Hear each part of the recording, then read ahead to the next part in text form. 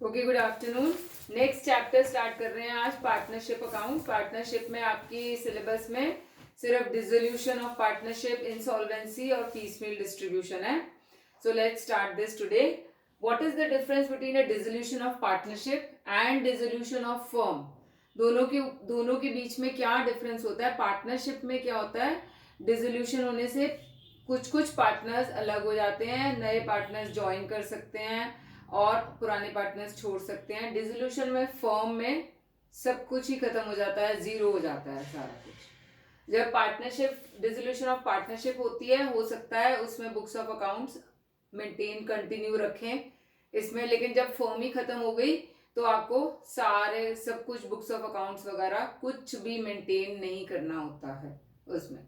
तो this is the basic difference between a dissolution of a partnership and dissolution of a firm. तो इसके अंदर आपका difference का पॉइंट आता है, डिफरेंस का थ्योरी क्वेश्चन आता है पेज नंबर 3.2 पे। इसका डिफरेंसेस दिया हुआ है, बहुत सिंपल है इसमें। और जब पार्टनरशिप डिसोल्यूशन होती है ना सिर्फ पार्टनरशिप की, तो हम एसेट्स और लाइबिलिटीज को रीवैल्यू करते हैं, उस केस में रीवैल्यूएशन अकाउंट बनता है। लेकिन जब फर्म डिसॉल्व होती है तो हम रियलाइजेशन अकाउंट बनाते हैं, उसमें सारे एसेट्स ट्रांसफर करते हैं। तो ये वैसे आपने काफी कुछ इसके बारे में पढ़ा हुआ है 11th-12th में, इसलिए मैं इसको स्किप कर रही हूँ। आप ये वाला थ्योरी पार्ट के ऊपर 5 मार्क्स का क्वेश्चन आता है, इसको आप कर सकते हो। Then just for your information बता रही हूँ इसको, ये not important at all. Dissolution of firm किस तरीके से हो सकती है? By agreement. अगर पार्टनरशिप पार्टनर्स आपस में अग्री करें कि अब हमारे को फर्म मतलब डिसॉल्व करनी है ड्यू टू एनी रीजन, तो वो डिसॉल्व हो जाती है। Then happening of any contingencies, कोई पार्टनर्स की डेथ हो गई है या जिस पर्पस के लिए बिजनेस शुरू किया था वो पर्पस ही खत्म हो गया है, तो एनी ऑफ द कंटिजेंसीज की वजह से पार्टनरशिप फॉर्म डिसॉल्व की जा सकती है। पार्टनरशिप एट विल क्या होता है कि at the time of entering into a partnership ये अग्रीमेंट किया जाता है कि कोई भी पार्टनर मतलब उसकी क्या बोलते हैं उसको, एक नोटिस देकर कि पार्टनरशिप को डिसॉल्व कर देना चाहिए, giving the reason for it, वो डिसॉल्व कर सकता है पार्टनरशिप। तो दैट इज एट विल। कोई भी पार्टनर अपनी मर्जी से by giving a notice it can dissolve the partnership, that is called partnership at will. Then partnership dissolution by law कब होती है? जब वो इंसॉल्वेंट हो जाए कोई पार्टनर, अभी हमने इंसॉल्वेंसी करनी है वो, और या बिजनेस ही आपका इलीगल है, तो लॉ इंटरवीन करता है उसमें और वो पार्टनरशिप डिसॉल्व करता है। देन बाय कोर्ट डिसोल्यूशन कब होती है? अगर कोई पार्टनर अनसाउंड माइंड का हो जाए और ब्रीच ऑफ अग्रीमेंट कर दे या कोई भी पार्टनर, तो उसको उस केस में कोर्ट इंटरवीन करता है और पार्टनरशिप को डिसॉल्व किया जाता है।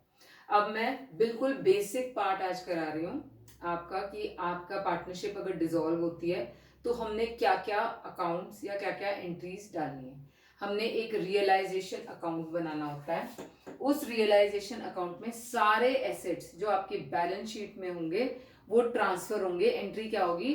Realisation account debited to assets. Assets में सारे एसेट्स अदर देन कैश और बैंक के एसेट्स आपने सारे यहाँ ट्रांसफर कर देने हैं, इंक्लूडिंग गुडविल, सब कुछ।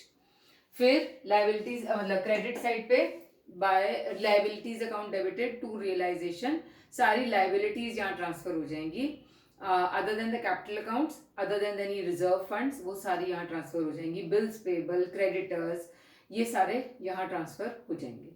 देन अगर कोई एक्सपेंसेस हैं रियलाइजेशन करवाने के लिए, तो मतलब डिसोल्यूशन कराने के लिए, तो टू कैश या to bank, realisation account debited to cash या बैंक आ जाएगा। और ये वाले एसेट्स जो हैं जितने के सेल हुए, वो वाले assets, how much amount the assets realise, वो हम बाय कैश या बाय बैंक करेंगे। जितने लेटर्स कितने कितने रियलाइज हुए, लैंड एंड मशीनरी कितने की बिकी, वो सारा कुछ क्वेश्चन में दिया होगा, वो हमने बाय कैश या बैंक कर देना है। देन लाइबिलिटीज के बारे में अगर दिया हुआ है कि पे ऑफ हो गई है तो ठीक है, नहीं दिया हुआ है तो हम अज्यूम करते हैं कि liabilities have been paid off. तो टू बैंक, हमेशा टू बैंक या कैश, क्वेश्चन में चाहे दिया है चाहे नहीं दिया हुआ है, लाइबिलिटीज आपने पे ऑफ कर देनी है। फिर अगर कोई पार्टनर ने कोई एसेट टेक ओवर किया हुआ है तो बाय पार्टनर आ जाएगा, उस पार्टनर का नाम मिस्टर ए बी सी जो भी है, बाय ए आ जाएगा। और सिमिलरली अगर कोई लाइबिलिटीज अगर किसी पार्टनर ने टेक ओवर करी है तो टू पार्टनर यहाँ पर वो आ जाएगा लाइबिलिटीज टेक ओवर करने के लिए, लाइबिलिटीज टेकन ओवर। जब अज्यूम सपोज वो कहता है कि मैं क्रेडिटर्स को पे कर दूंगा, तो वो क्रेडिटर्स की लाइबिलिटीज अज्यूम कर लेता है, तो ये इस तरह की होगी। देन लॉस ऑन रियलाइजेशन या प्रॉफिट ऑन रियलाइजेशन, लॉस इस तरफ आएगा, प्रॉफिट इस तरफ आएगा। ये पार्टनर्स को ट्रांसफर कर देना है इन the ratio of their profit sharing ratio, उसमें हमने ये लॉस को डिवाइड करके पार्टनर्स को ट्रांसफर कर देना है। फिर नेक्स्ट स्टेप है हमारा कैपिटल अकाउंट्स हमने बनाने हैं। कैपिटल अकाउंट्स में हम बैलेंस ब्रॉट डाउन, जो भी कैपिटल का बैलेंसेज हैं, जो भी रिजर्व्स दिए हुए हैं क्वेश्चन में, हम हमने कैपिटल अकाउंट्स में ट्रांसफर कर देने हैं again in the ratio of their profit sharing ratio. Then यहाँ पर एसेट्स आ जाएंगे, टू रियलाइजेशन आ जाएगा, जो एसेट टेक ओवर किया है किसी पार्टनर ने, एंड रियलाइजेशन का लॉस आ जाएगा। Balancing figure is will be to bank और बाय बैंक, जो पार्टनर्स पैसा लाएंगे या पार्टनर्स को पैसा दिया जाएगा for closing of after realising all the assets and paying off all the liabilities. Last step is bank account बनाएंगे। बैंक अकाउंट में हम जो बैलेंस ब्रॉट डाउन है वो ले लेंगे, जो एसेट्स रियलाइज हुए हैं वो आ जाएंगे, जो लाइबिलिटीज पे ऑफ हुई है वो आ जाएगी, एक्सपेंसेस जो हैं वो आ जाएंगे, और जो एसेट कैपिटल अकाउंट से जो पैसा बैंक में आया है वो आ जाएगा। This account should tally. अगर ये अकाउंट टैली नहीं हो रहा है, इसका मतलब आपके यहाँ पर कहीं मिस्टेक है, तो आपका क्वेश्चन ठीक नहीं है, कुछ कुछ एंट्री आपकी मिस हो गई है डालने के लिए। So this account should tally. अब एक चीज मैंने बतानी है, कई बारी ये वाले तो हमने एसेट्स एंड लाइबिलिटीज वो ले लिए जो बैलेंस शीट में रिकॉर्डेड थे। कई बारी कुछ एसेट्स एंड लाइबिलिटीज होते हैं जो अभी तक बैलेंस शीट में रिकॉर्ड नहीं किए गए होते हैं, उनको कैसे ट्रीट करना है हमने। अगर तो वो एसेट या सेल हो गए या किसी पार्टनर ने टेक ओवर कर लिया, तो हमने अगर टेक ओवर किया है तो कैपिटल अकाउंट डेबिट करेंगे, अगर सेल हुआ है तो कैश अकाउंट डेबिट करेंगे टू दैट एसेट अकाउंट। उसको रियलाइजेशन में इसलिए नहीं दिखाया क्योंकि वो था ही नहीं बैलेंस शीट में। लेकिन लाइबिलिटीज के केस में अगर वो पे हो रही है लाइबिलिटी या कोई टेक ओवर किया है, तो रियलाइजेशन को हम डेबिट करेंगे to cash and to capital account. दोनों केस में कैश की एंट्रीज थ्रू बैंक आपकी जाएंगी उसमें। Next is goodwill. गुडविल अगर तो बुक्स में एग्जिस्ट कर रही है तो आप नॉर्मली जो एसेट्स को जैसे ट्रीट किया है वैसे ही करोगे, यहाँ ट्रांसफर कर दोगे। सेल हो रही है नहीं हो रही है डजंट मैटर। अगर गुडविल बुक्स में एग्जिस्ट कर ही नहीं रही है, तो उस केस में अगर उससे कोई पैसे रियलाइज हो रहे हैं उस गुडविल को बेचकर, तो cash account debited to realisation करेंगे, बाय कैश यहाँ पर गुडविल के लिए आ जाएगा। ठीक है, so this is the just the basic, अभी मैं बता रही हूँ, थोड़े थोड़े जो डिटेल में पॉइंट्स होंगे that will continue in the next class. अभी इसी से रिलेटेड क्वेश्चन करा रही हूँ मैं। ओके, क्वेश्चन नंबर 3 से स्टार्ट कर रही हूँ। पेज है 3.79 सेकेंड पार्ट का। A, B and C were partners sharing profit and losses in the ratio of 3:2:1. On 31st December, their balance sheet was as follows. हमें बैलेंस शीट दी हुई है और एडिशनल इंफॉर्मेशन दिया हुआ है। The firm was dissolved on 1st January 2019. Joint life policy was taken over by A at 5,000. Stock 18,000 realise हुआ, debtors 14,500 realise हुआ, प्लांट एंड मशीनरी इतने की हुई, liabilities were paid in full लिखा हुआ है। In addition one bill for 700 discounted was dishonoured. अब ये बिल था, डिस्काउंट कर लिया फर्म ने, लेकिन बाद में डिसऑनर हो गया तो लाइबिलिटी अराइज हो गई and had to be paid by the firm. तो अगेन ये रियलाइजेशन अकाउंट से जाएगा। Give necessary ledger accounts to close the books of the firm. तो let's prepare the realisation account and all the other accounts.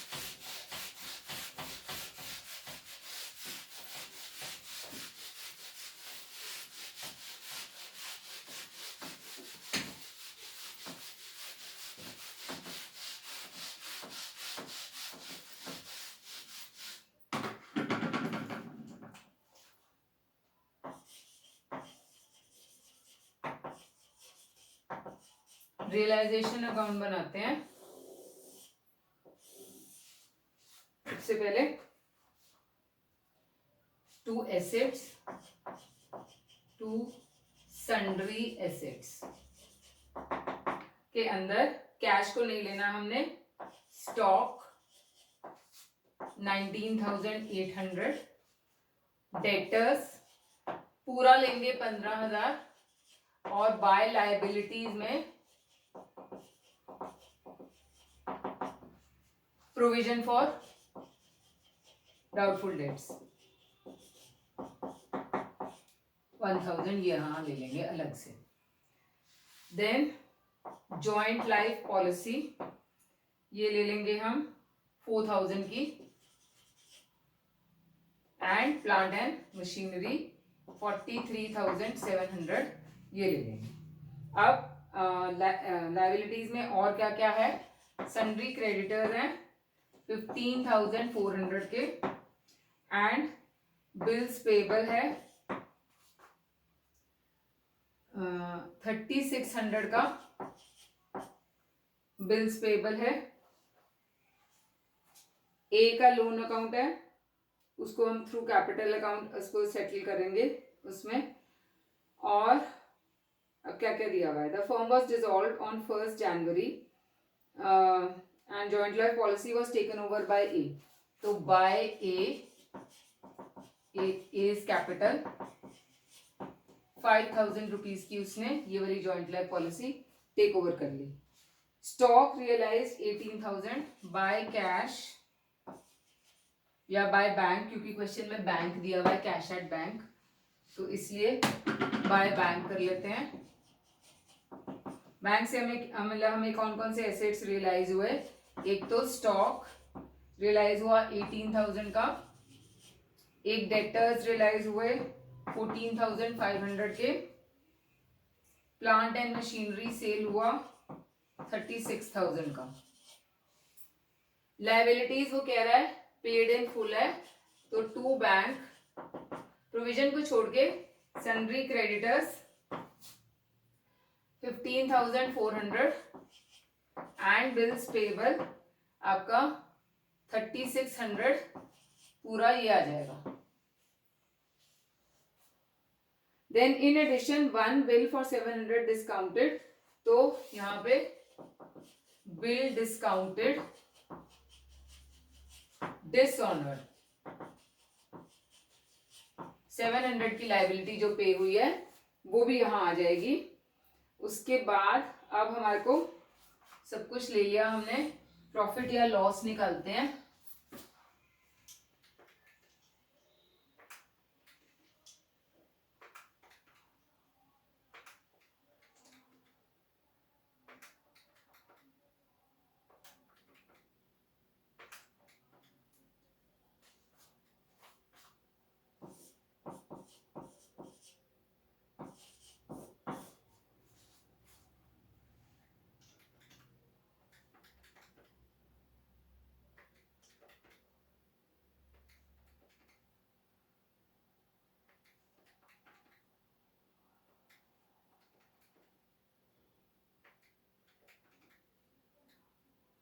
$8,700 का हमारा loss आ रहा है और हमने इसको डिवाइड करना है 3:2:1 में, तो divide by 6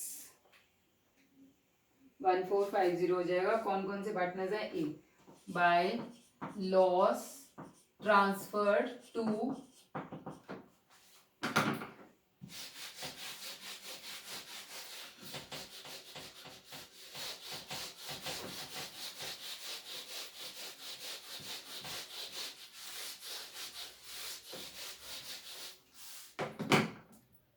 A B and C.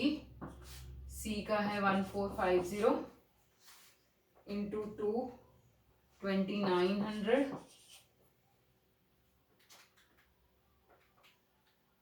4350।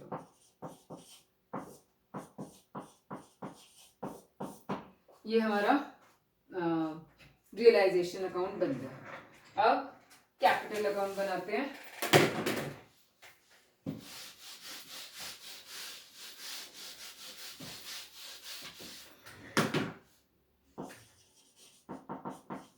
Capital accounts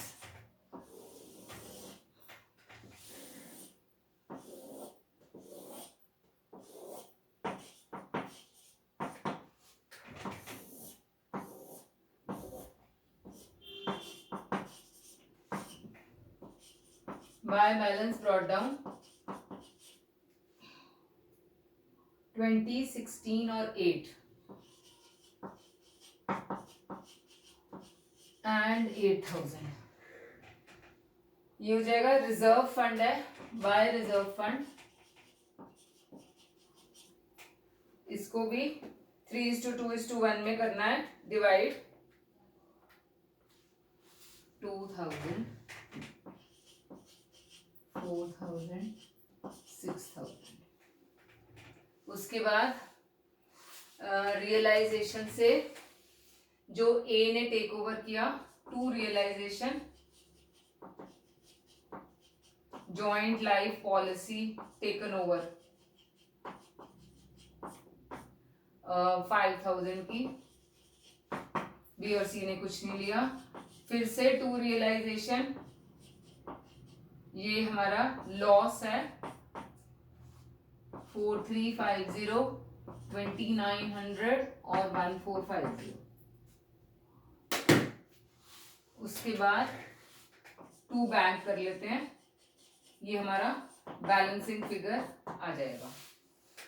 तो 26,000 है, -5 एंड -4,350, 16650। एक को देना है 20,000 -2,900, 17,100 इसके लिए, एंड 10,000 -1,450, 8,550 ये होगा।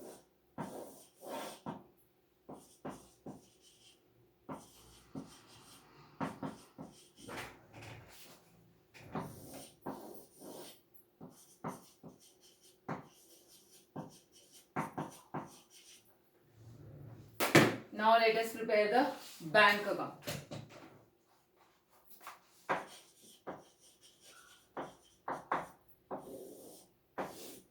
To balance brought down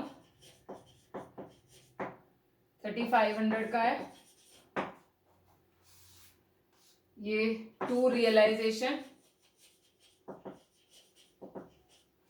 इन सब का टोटल इसको लिख देते हैं asset realised,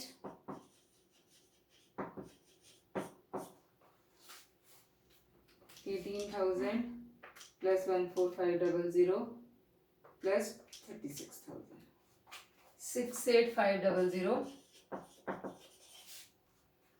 by realization, liabilities paid,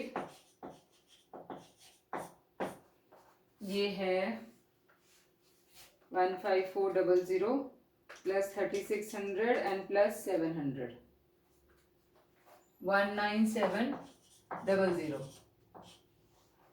ये हो गया। उसके बाद अब by A's capital 1,650, by B's capital 17,100 and by C's capital 8,550। अब देखो ये हमारा टैली हो रहा है। एक चीज और है, ए का लोन है 10,000 रुपीज का, तो ये लोन रीपे करेंगे हम by A's loan account debited to bank, by A's loan. Partner के जो लोन होते हैं उसको हम रियलाइजेशन में नहीं डालेंगे, उसको डायरेक्टली पे कर देते हैं हम 10,000 रुपीज, ये आ जाएगा। अब देखते हैं कि हमारा टैली हो रहा है या नहीं हो रहा है।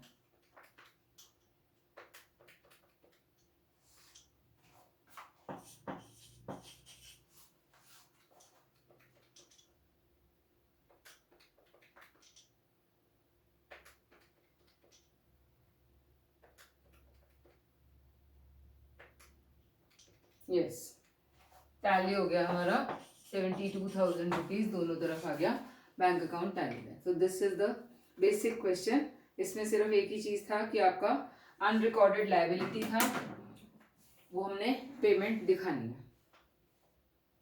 अब एक क्वेश्चन और करा रही हूँ, क्वेश्चन नंबर 2। इसमें कैपिटल और करंट अकाउंट्स दोनों दिए हुए हैं. Ram, Rahim and Robert are partners in a firm sharing profits 3:2 और हमारे को उसकी बैलेंस शीट दी हुई है. फिर एसेट्स कितने रियलाइज हुए हैं वो सारा कुछ दिया हुआ है. तो लेट्स स्टार्ट दैट क्वेश्चन.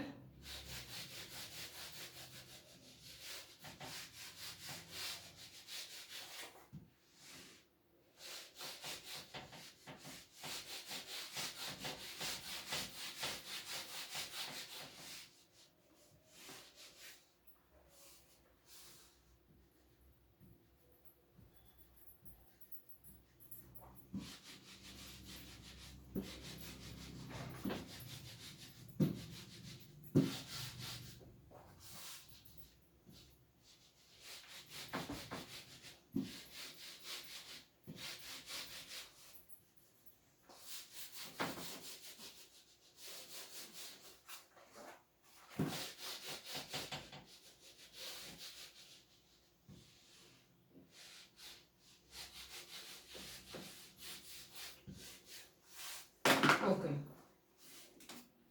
सबसे पहले सारे एसेट्स जो हैं रियलाइजेशन अकाउंट में ट्रांसफर कर देते हैं. सन्ड्री एसेट्स में बैंक को छोड़ के स्टॉक 69,000 का, investment 6,000, debtors 70,000, land and building 1,25,000 and goodwill भी दिया हुआ है इसके अंदर 25,000. लाइबिलिटीज कौन कौन सी हैं? सिर्फ सन्ड्री क्रेडिटर्स की है 47,500 की. उसके बाद हमारे को एडिशनल इंफॉर्मेशन में दिया हुआ है decided to dissolve the firm on 1st April 2019. They report the result of the realisation as follows. तो बाय बैंक में लैंड एंड बिल्डिंग 90,000 की बेची, डेटर्स 60,000 के रियलाइज हुए, इन्वेस्टमेंट 5,500 की, sorry investment taken over bye Ram है. ओके, उसकी cash नहीं रियलाइज हुआ है, वो राम ने टेक ओवर किया है. Stock taken over by Rahim है and goodwill taken over by Robert. Okay, तो by Ram's capital 5,500, by Rahim's capital 75,500, उसने स्टॉक टेक ओवर कर लिया. एंड बाय रॉबर्ट्स कैपिटल 18,000 की उसने गुडविल ले ली. The realisation expenses amounted to 2,000. तो टू बैंक, ये हमारे एक्सपेंसेस हैं 2,000 के. और हमारे को लाइबिलिटी के बारे में कुछ नहीं दिया हुआ, तो अज्यूम करेंगे वो पेड ऑफ हो जाएगी. तो टू बैंक क्रेडिटर्स पेड 47,500 हम अज्यूम करेंगे कि पे हो गए हैं. बस अब लॉस निकाल लेते हैं. By loss transferred to Ram's capital, या इसमें राम्स करंट अकाउंट आएगा.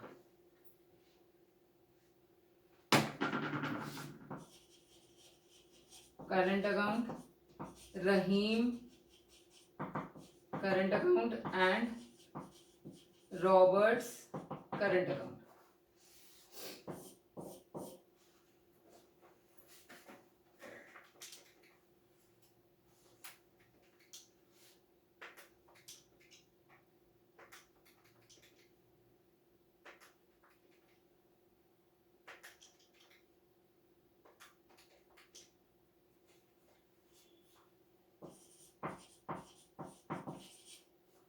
Minus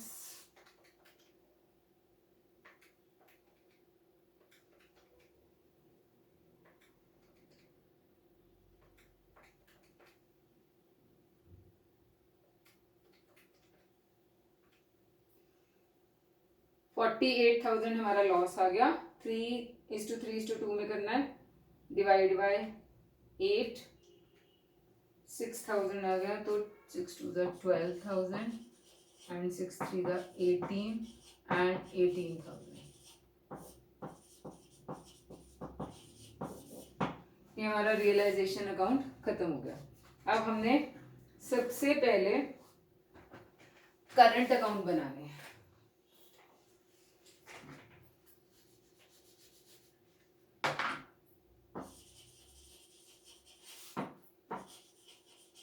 Ram, Rahim and Robert. Similarly, Ram, Rahim and Robert. By balance brought down.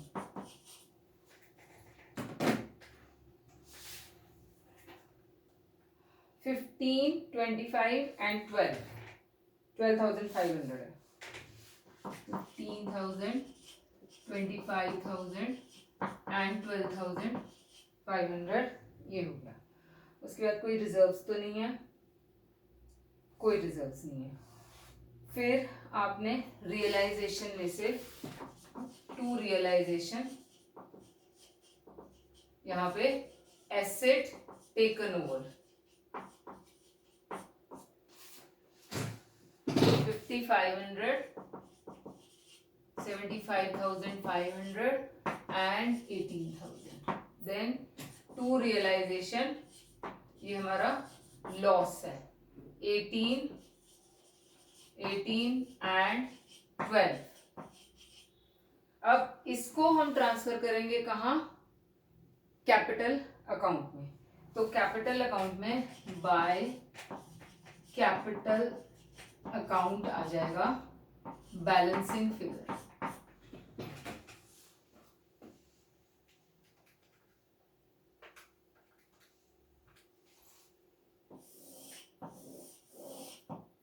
$23,500 है.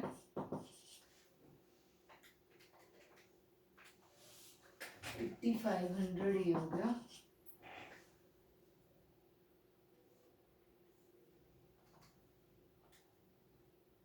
+18 93500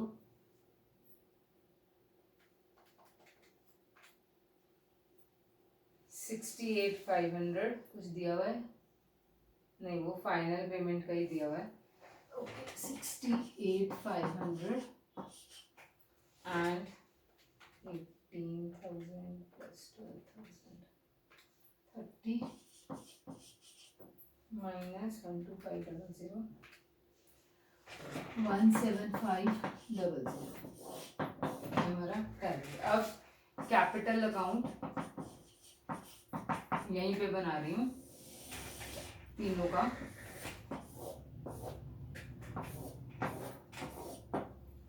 बाय बैलेंस ब्रॉट डाउन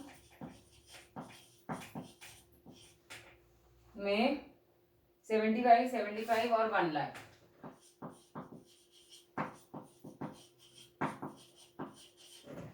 ये वाला to current account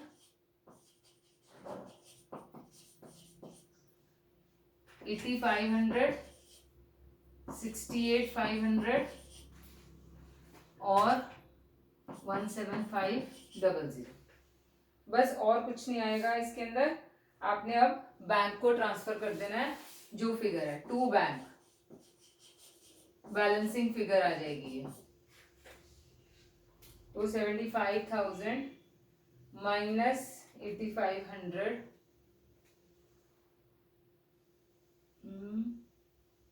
yes 66500 then 75,000 minus 68500 6500 and 1 lakh में से 17,500 minus हो जाएगा तो आपका 82500 आ जाएगा.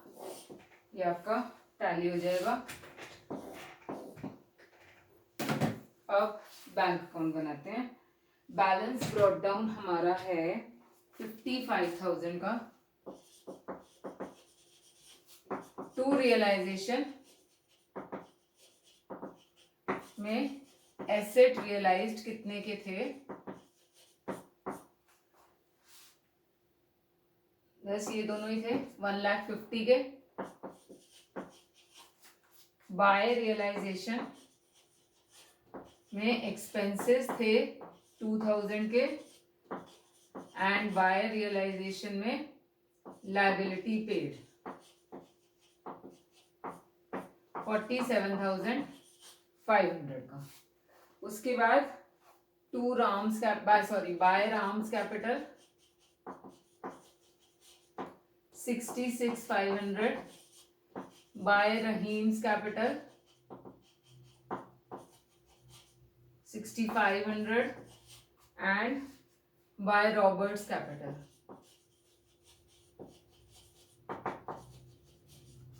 82,500। बस, और कोई लोन वगैरह तो नहीं है, कुछ नहीं है, तो हमने इसको टैली कर देना है।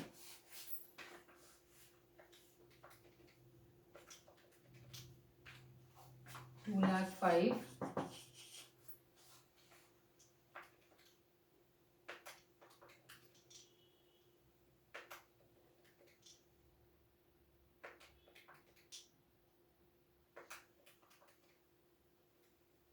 यस।